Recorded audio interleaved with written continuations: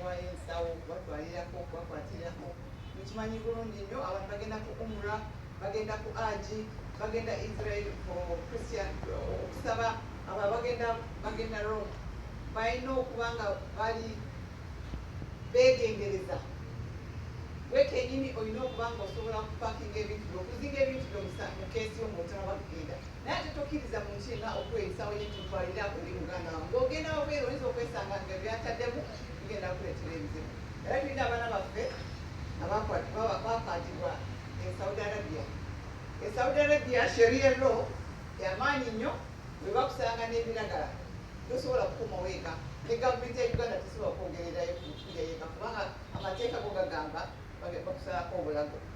So omwana ove wano ogenda umra ogenda haji ogenda kukolerayo wadde oli domestic worker oba skilled worker genda ng'omanyi ekikutuddeyo ogenda kukola sente kiyamba maka gammwe kiyamba family yo egagenda okuzimba family yammwe yonna naye bw'ogendayo n'okozesa ne bakwatirayo kiba kyangu nnyo ffe nga gavumenti. So tulina abaana benagendera nga October gwe bakwata omwana omuwala yatuuka Saudi Arabia yatuuka Addis Ababa muziramu ensawo namukasa ensawo mutwalira kutuuka Saudi Jeddah ne bamukwata n'ebiragala.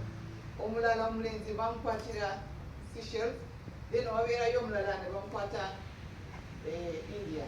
So temukkiriza era njagala nnyo okulabirako abaana baffe bamugenda temukkiriza kukwata kintu kyonna kyotamanyi era kyotetegekedde okuba nga omanyi tikikyo. Mbeebaza nnyo bannayuganda babale n'okusuma nnyo ku Tuesday twayise basiraamu twayise banaddiini bonna basobole okwogerera abantu baffe makyaki mu madiini sensitization egende mu maaso tetwagala kulabika nga abalina bad picture mu mawanga ago okulaba nti bannayuganda bebakolabira. Amazima ga Katonda abantu abo batwesiga beesiga bannayuganda ekimu tumanyi oluzungu ate abaana baffe bakozi nnyo. So ekyo ekintu kyebiragala kiba tukireeta wansi nnyo. So tukyegendereze nnyo Uganda esigale ng'etambuza flag yayo waggulu. Mwebale nnyo mwebalire ddala.